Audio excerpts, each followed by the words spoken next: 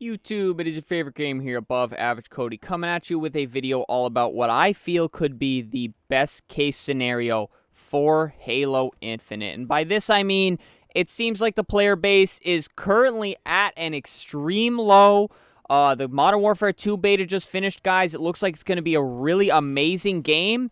And with the next big update for Halo Infinite coming immediately after the Modern Warfare 2 release, it's not looking great for Halo Infinite, guys, but I'm here to bring in some positivity, and I want to talk about what I feel could be the best case scenario for Halo Infinite. Now, I'm going to talk about how things will have to perfectly align. The planets will have to line up for this game. I'm going to talk about what that could look like and what that could potentially do for the game as a whole. Now, guys, I believe November 8th.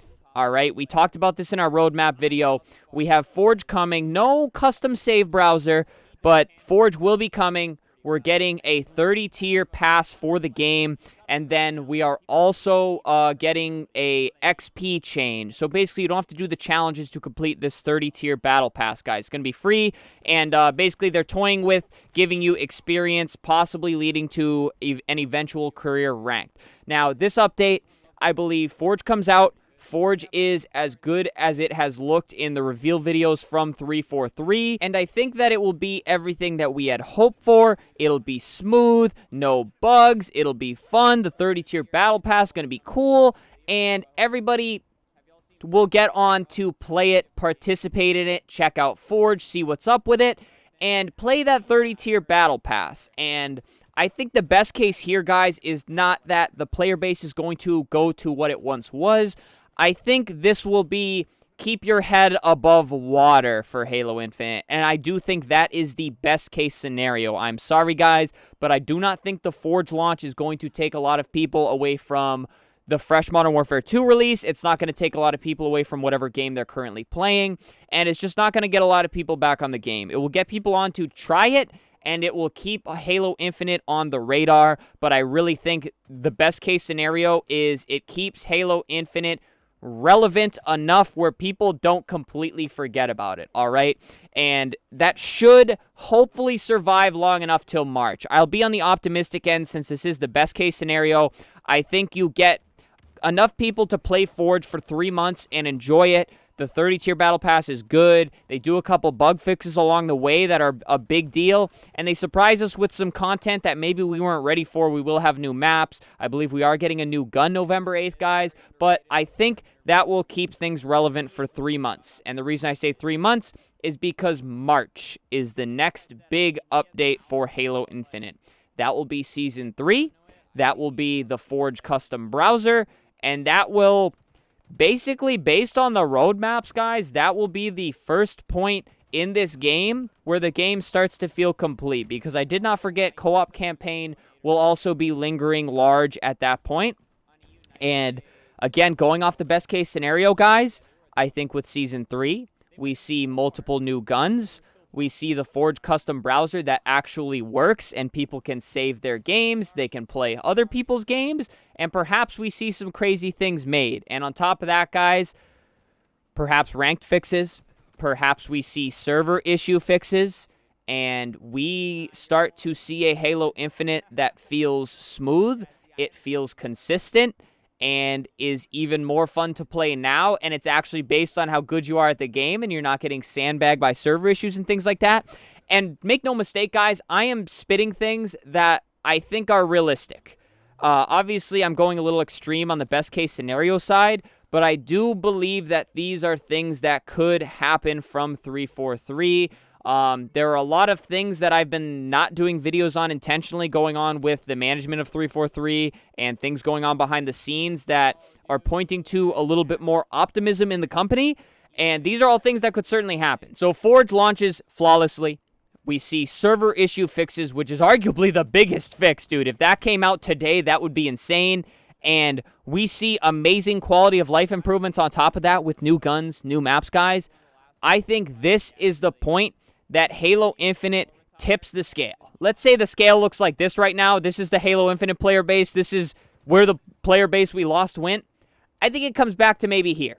We come back to even, and Halo Infinite is in the conversation. There are people getting on who love Modern Warfare 2, that love Apex, that, I don't know, love Valorant.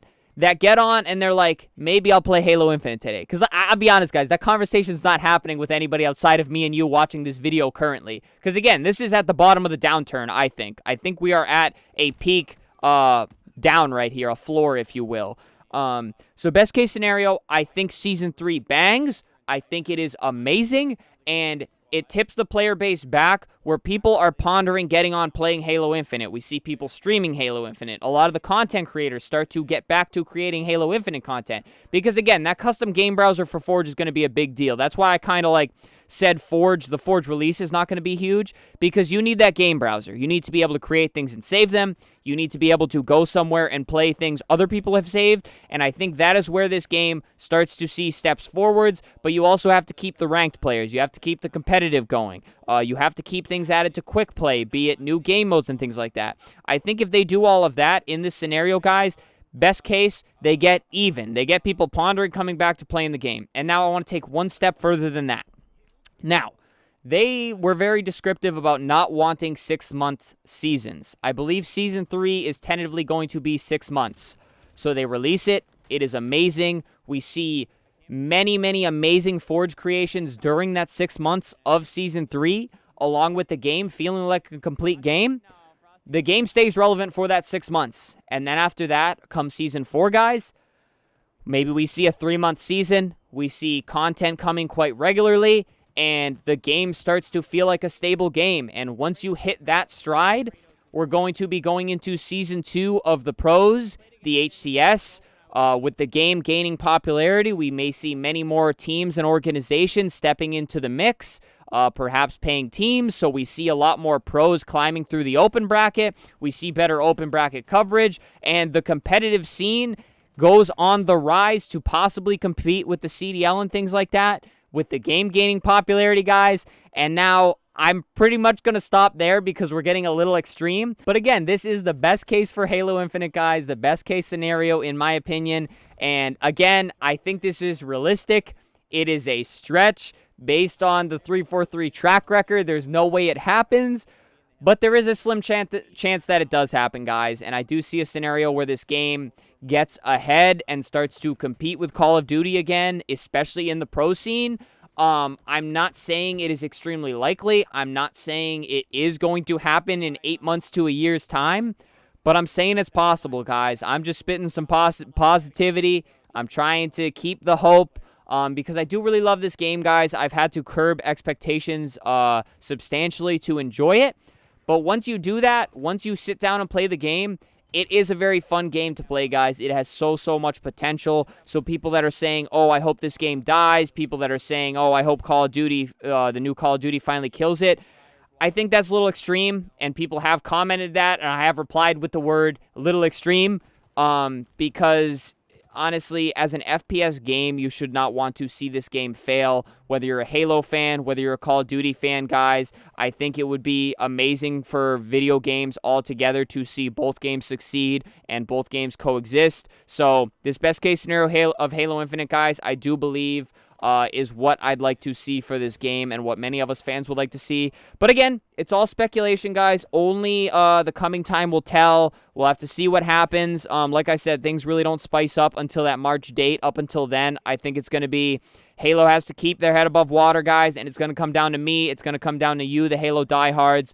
We're going to have to keep playing. We're going to have to keep this game alive and try to make it exciting for the people that browse along it in the YouTube algorithm. So, guys, please comment on the video. I want to hear your thoughts. What do you think is the best case scenario for Halo Infinite, and how attainable do you think it is for 343, or will they continue to fumble the bag? Other than that, guys, subscribe to the channel. We do a lot of Halo content. Make no mistake, we are going to do the Call of Duty content, but I want to see both coexist. No matter how much Modern Warfare 2 content you see, guys, I am not giving up on Halo Infinite. I love the game. I love the Halo community we have here on the channel, and you guys are amazing. So if you're into stuff like that, guys, hit that subscribe button. Leave a like on the video, pretty please. It helps out so much. Whether you're on the positive side, whether you're on the negative side, guys, it does help out if you hit that like button. And finally, I already mentioned, leave a comment, guys, please. It really does help me get a feel for what you guys are thinking and where your guys' heads at, and I just like hearing opposing opinions to my own, whether you agree or disagree. And then, of course, guys, super thanks. Channel memberships,